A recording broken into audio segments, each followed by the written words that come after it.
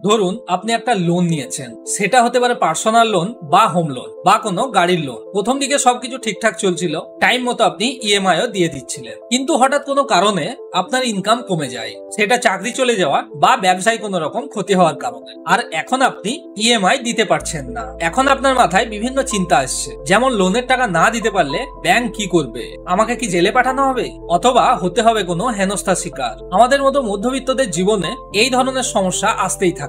তাই আজকের ভিডিওতে আলোচনা করব, আপনি যদি লোনের টাকা না দিতে পারেন তাহলে আপনার সঙ্গে ব্যাংক কি করতে পারে, আপনাকে কি জেলে পাঠাতে পারে বা রিকভারি এজেন্ট পাঠিয়ে আপনার উপর মানসিক চাপ সৃষ্টি করতে পারে। এই রকম পরিস্থিতিতে পড়লে আপনি কি করবেন, আপনার জন্য সঠিক উপায় কি হতে পারে, এই সমস্ত প্রবলেম ও কিছু সলিউশন নিয়ে আলোচনা করব। তাই ভিডিওটি শেষ পর্যন্ত অবশ্যই দেখুন। তাহলে চলুন শুরু করা যাক।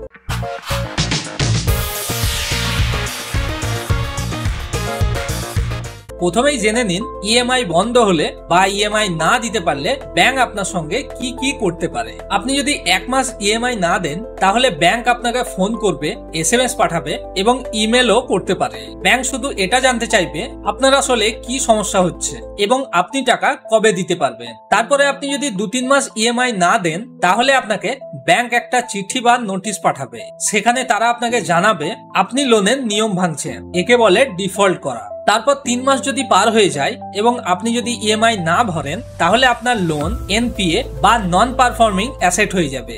ব্যাংক তখন এটা ধরে নেয় যে আপনি আর টাকা ফেরত দেবেন না। এই অবস্থায় ব্যাংকের তরফ থেকে আপনার কাছে রিকভারি এজেন্ট পাঠানো হতে পারে, যারা আপনাকে টাকা ফেরত দেওয়ার কথা বলবে। ওদের ব্যবহার অনেক সময় ভালো বা খারাপও হতে পারে, কিন্তু আপনার ভয় পাওয়ার কিছু নেই, কারণ আরবিআই এর নিয়ম অনুযায়ী তারা আপনার সঙ্গে জোর করতে পারবে না। তাছাড়াও আপনি যদি জানতে চান রিকভারি এজেন্ট ঠিক কি কি করতে পারে তাহলে এই ভিডিওটি দেখে নিন, ভিডিওর লিংক ডেসক্রিপশনে পেয়ে যাবেন। এইরকম অবস্থায় সব থেকে আপনার বড় সমস্যা হলো আপনার সিভিল স্কোর খুব খারাপ হয়ে যাবে।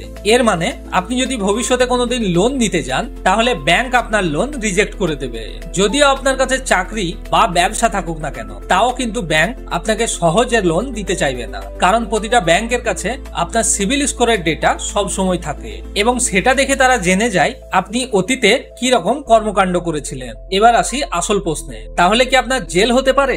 এই প্রশ্নটা অনেকের মনে থাকে, আর ভয়টাও ঠিক এখানেই। কারণ আমাদের মতো মধ্যবিত্ত পরিবার যাদের কাছে টাকা না থাকলেও তারা সম্মান নিয়ে বাঁচতে চায়, এবং লোন ডিফল্টের কারণে যদি কারো জেল হয়ে যায় তাহলে তার সম্মানটুকুও মাটিতে মিশে যায়। তাই এই ব্যাপারটাকে সবাই ভয় করে। কিন্তু আপনি জেনে রাখুন, আপনি যদি ইচ্ছা করে ঠকানোর চেষ্টা না করেন তাহলে কেবলমাত্র লোনের টাকা ফেরত না দেওয়ার কারণে জেল হয় না।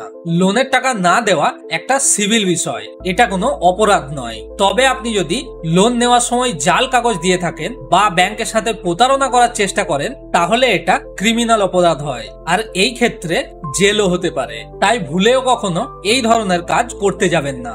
এবার বলি, আপনি যদি সত্যিই সমস্যায় পড়ে থাকেন তাহলে কি করলে আপনার জন্য ভালো হবে। সব থেকে প্রথমেই যেটা করা উচিত সেটা হলো ব্যাংকের সাথে সরাসরি কথা বলুন। আপনি যে ব্যাংকে লোন নিয়েছেন সেই শাখায় সরাসরি যান এবং ব্যাংকের ম্যানেজারকে আপনার অসুবিধার কথা খুলে বলুন। আপনি কেন দিতে পারছেন না, আপনার সঙ্গে কি সমস্যা হয়েছে, আপনার চাকরি চলে গেছে বা ব্যবসায় ক্ষতি হয়েছে বা কোনো অসুস্থতার কারণ, সেটা ম্যানেজারকে পরিষ্কার জানান। বেশিরভাগ ক্ষেত্রেই ব্যাংক আপনার পরিস্থিতি বুঝে এবং আপনার জন্য অনেক উপায় বের করে দেয়। দ্বিতীয় কাজ যেটা করতে পারেন সেটা হলো ইএমআই কমানোর অনুরোধ করুন। আপনার যদি এমন পরিস্থিতি হয়ে থাকে যে আপনি সেই পরিমাণ ইএমআই দিতে পারছেন না, কিন্তু কম ইএমআই হলে আপনি দিতে পারবেন, তাহলে ব্যাংকে গিয়ে লিখিত দরখাস্ত করুন এবং আপনার ইএমআই কমিয়ে নিন, যাতে আপনার দিতে সহজ হয়। এর ফলে আপনার মাসিক চাপও কমবে এবং ব্যাংকের সাথে রিলেশনও ভালো থাকবে। তৃতীয় যেটা করতে পারেন সেটা হলো কিছুদিনের জন্য ইএমআই বন্ধ রাখার অনুরোধ করুন। তারা চাইলে আপনার ইএমআই 3 থেকে 6 মাসের জন্য বন্ধ রাখতে পারে।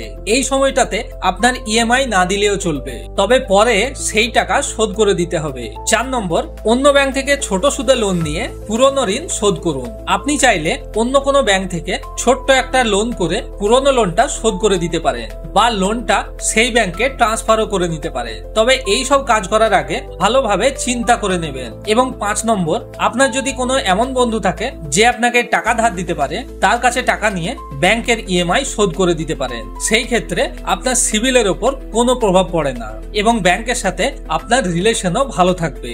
কিন্তু আপনাকে বলে রাখি, যে কাজটা কখনোই করবেন না। অনেকেই এমন আছে যে সমস্যায় পড়লে ফোন বন্ধ করে দেয় বা পালিয়ে যায়।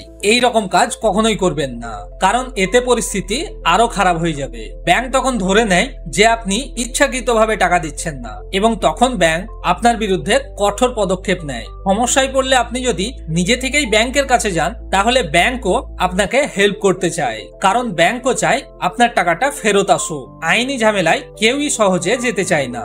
তাহলে বন্ধুরা, জীবনে ওঠানামা আসতেই পারে, কিন্তু ইএমআই বন্ধ হয়ে গেলে মাথা গরম নয়, ঠান্ডা রাখুন। সময় মতো ব্যাংকের সঙ্গে যোগাযোগ করুন, নিজে সৎ থাকুন এবং চেষ্টা চালিয়ে যান। আর একটা কথা মনে রাখবেন, আপনার সিভিল স্কোর আপনার ভবিষ্যতের চাবিকাঠি। একবার খারাপ হয়ে গেলে সেটা ঠিক করতে অনেক টাইম লেগে যায়। তাই যতটা সম্ভব সময় মতো ইএমআই মেটানোর চেষ্টা করুন। ভিডিওটা ভালো লাগলে একটা লাইক করে দিন এবং এমনই দরকারি তথ্য পেতে আমাদের চ্যানেলটি সাবস্ক্রাইব করুন। ধন্যবাদ। আবার দেখা হবে পরের ভিডিওতে। ততক্ষণ ভালো থাকবেন, সুস্থ থাকবেন এবং আমাদের সাথে বিভিন্ন সমস্যার সমাধানের ব্যাপারে জানতে থাকবেন।